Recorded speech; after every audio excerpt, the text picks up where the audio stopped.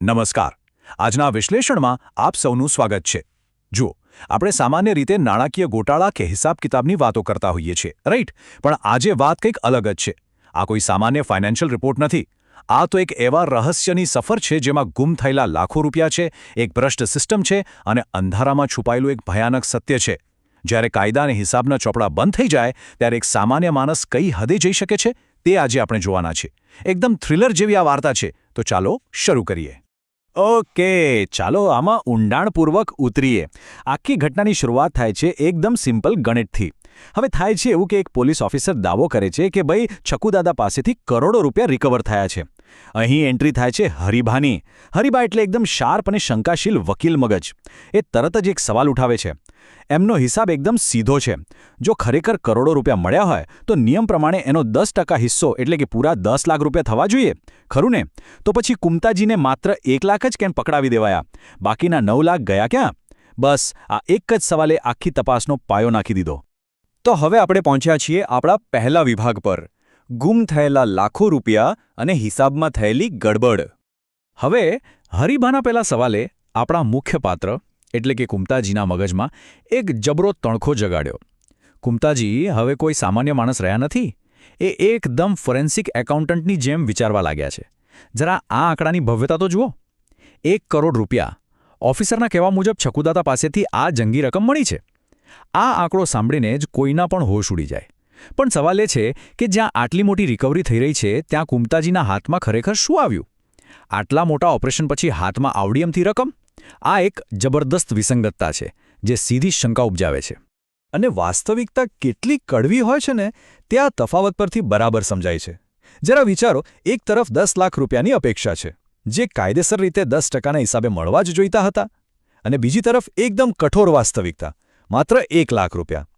આ બંને વચ્ચેનો જે તફાવત છે ને એ જ આ આખા રહસ્યનું મુખ્ય કેન્દ્ર છે. આખરે આ 9 લાખ રૂપિયા ગયા ક્યાં? કોઈના ખિસ્સામાં સરકી ગયા કે પછી કોઈ સરકારી ફાઇલોની વચ્ચે કાયમ માટે દબાઈ ગયા? આ જ સવાલનો જવાબ મેળવવા કુમતાજીએ પોલીસ સ્ટેશન અને કોર્ટના ધક્કા ખાવાનું શરૂ કર્યું.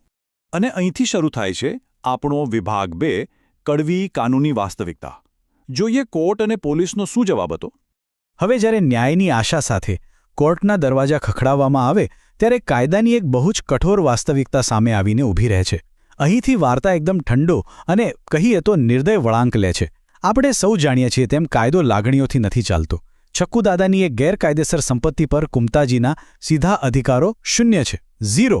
કોર્ટ અને પોલીસ તરફથી એકદમ સીધો, સપાટ અને વૃક્ષ જવાબ મળે છે કે ભાઈ ગેરકાયદેસર સંપત્તિમાં કોઈનો સીધો હક હોતો જ નથી. એક બાજુ કુમતાજીના વલખા અને બીજી બાજુ સિસ્ટમની આ ડ્રાય ભાષા. ખરેખર આ કાનૂની વિરોધાભાસ કોઈ પણ માણસને અંદરથી તોડી નાખે એવો છે. ત્યાર પછી આવે છે વિભાગ 3: રિપેરિંગ બિલ અને બરબાદી. ચાલો જોઈએ કે બાકીના ફંડનું આખરે શું થયું. અને આ બહુ જ શાનદાર રીતે દર્શાવે છે કે વાત માત્ર અધિકારો ન મળવા પૂરતી સીમિત નથી. અમલદારશાહીનો બીજો વળાંક એટલો વાહિયાત છે કે પૂછો જ વાત. આ તમને સીધી સંપૂર્ણ નાણાકીય બરબાદી તરફ ધકેલી દે છે. જરા આ ફંડનું મિસમેનેજમેન્ટ તો જુઓ. 10 લાખમાંથી 1 લાખ તો આપી દેવાયા, ચલો માની લીધું, પણ બાકીનાનું શું? ખબર પડે છે કે આગામી 15 જ દિવસમાં ઘરના રિપેરિંગનું બિલ 7 થી 8 લાખ રૂપિયા આવવાનું છે. વકીલ હરિભા પણ અહીં માથું ખંજવાળીને કટાક્ષ કરે છે કે ભાઈ રિપેરિંગના બિલ રિકવર કરેલી રકમ કરતાં વધારે કેવી રીતે હોઈ શકે? અને હા, પેલા બાકીના 1 લાખનો તો કોઈ જ હિસાબ નથી, એકદમ ગાયબ. આ બધું સાંભળીને કુમતાજીની શું હાલત થઈ હશે એ સંપૂર્ણ આઘાતમાં સરી પડે છે. તેમની લાચારી તેમના જ શબ્દોમાં દેખાય છે. હું આટલા બધા પૈસા ક્યાંથી લાવીશ? આ માત્ર એક વાક્ય નથી, આ પારાવર હતાશાનું પ્રતીક છે. તેઓ આર્થિક રીતે પૂરેપૂરા બરબાદ થઈ ગયા છે. અને સૌથી ખરાબ વાત શું છે ખબર છે? જ્યારે માણસની આવી હાલત થાય ત્યારે પેલા હરિભા કટાક્ષ કરે છે અને આખી વાત ગામમાં જંગલની આગની જેમ ફેલાઈ જાય છે. આ પરિસ્થિતિ માત્ર માણસને કંગાળ જ નથી બનાવતી, પણ આખા ગામ વચ્ચે મજાકનું પાત્ર પણ બનાવી દે છે. આ બધી નિરાશા વચ્ચે શરૂ થાય છે આપણો વિભાગ 4: એક અંતિમ ભયાનક વિકલ્પ, અંધારામાં છુપાયેલ એકમાત્ર માર્ગ.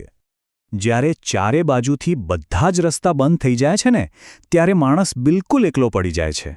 કોઈ જ કાનૂની રસ્તો બચ્યો નથી. અને જ્યારે તર્ક અને કાયદો તમારો સાથ છોડી દે ને ત્યારે માત્ર ડરામણા વિકલ્પો જ બચે છે. ચાલો આ દબાણને સ્ટેપ બાય સ્ટેપ સમજીએ. પહેલું દબાણ: પૈસા બિલકુલ નથી. બીજું, સમય હાથમાંથી રેતીની જેમ સરકી રહ્યો છે. બિલ આવવામાં માત્ર ગણતરીના દિવસો જ બાકી છે. અને ત્રીજું, ગામલોકોની શંકા અને પેલી હાસ્ય ઉડાવતી નજરો. આ બધું જ ભેગું થઈને મગજ પર એટલો મોટો બોજ નાખે છે કે માણસની તાર્કિક વિચારધારા કામ કરવાનું જ બંધ કરી દે છે. આ એક સંપૂર્ણ માનસિક બ્રેકડાઉનની સ્થિતિ છે.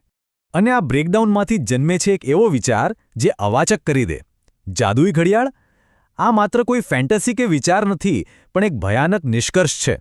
જ્યારે પોલીસ, કોર્ટ અને નિયમોએ ચારે તરફથી છેતર્યા છે, ત્યારે સમજાઈ ચૂક્યું છે કે હવે કોઈ પણ કાનૂની માર ખુલ્લો નથી. હવે ફક્ત એ અક્કડ અને રહસ્યમય જાદુઈ ઘડિયાળ જ આ આફતમાંથી બચાવી શકે તેમ છે. આ એક એવો મરણીયો નિર્ણય છે જે સીધો કાયદાની હદમાંથી બહાર કાઢીને ભયાનક અંધારામાં ધકેલી દે છે. તો ચાલો જોઈએ કે આ ભૂતકાળની કડીઓ આખરે કેવી રીતે જોડાઈ છે. આ ઘડિયાળ શોધવા માટે છેક ભૂતકાળમાં જવું પડે છે. કુમતાજીને એક જૂનો ગોળીબાર યાદ આવે છે. બરાબર કયા સમયે અને ક્યાં હાથમાં ગોળી વાગી હતી ને તેનું એકદમ સચોટ સ્મરણ થાય છે. આ શારીરિક પીડાની જે સ્મૃતિ છે તે એક નક્કર ભૌગોલિક કડી પૂરી પાડે છે. તે ચોક્કસ લોકેશન હવા મગજમાં એકદમ ક્લિયર થઈ ગયું છે. બસ હવે નક્કી થઈ જાય છે કે ગમે તે થાય કોઈ પણ ભોગે ત્યાં જવું જ પડશે. અને આ જ નિર્ધાર સાથે આપણે પ્રવેશ કરીએ છીએ વિભાગ 5માં, ક્રાઇમ સીન પર મધ્યરાત્રિ. રાત્રે અંધારામાં શરૂ થયેલો એક ખતરનાક પ્રયાસ. હવે આ કોઈ સત્તાવાર સરકારી તપાસ નથી. આ એક હતાશ અને હારી ચૂકેલા માણસનો અંધારામાં છુપાયેલો પ્રયાસ છે. આ દ્રશ્યની કલ્પના કરો, એકદમ ભયાનક.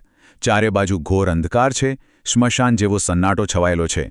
કોઈને પણ જાણ કર્યા વિના મધરાતે તે જગ્યાએ પહોંચી જવાનું સાહસ થાય છે. હાથમાં એક ભારે કુહાડી છે. જમીન પર સખત અને સીધા પ્રહારો થઈ રહ્યા છે. માટી ઉછળી રહી છે. શ્વાસની ગતિ એકદમ ઝડપી થઈ ગઈ છે. આ માત્ર માટી ખોદવાનું કામ નથી દોસ્તો. આ પોતાના અસ્તિત્વને બચાવવા માટેનો અંતિમ અને નિર્ણાયક સંઘર્ષ છે. અને પછી અચાનક આ આખી મહેનત એક જબરદસ્ત રોમાંચક વળાંક પર પહોંચે છે. સતત અને થકવી નાખનારા ખોદકામ બાદ એક કાળા ડિબાંગ અંધારામાં કંઈક ચમકે છે. કાળી માટીની અંદરથી આવતો એક અણધાર્યો રહસ્યમય પ્રકાશ. આ એ ક્ષણ છે જ્યાં વિજ્ઞાન અને તર્ક બંને ઘૂંટણીએ પડી જાય છે. કંઈક એવું છે જે વર્ષોથી જમીનની નીચે દટાયેલું હતું અને આજે એ બહાર આવી ગયું છે.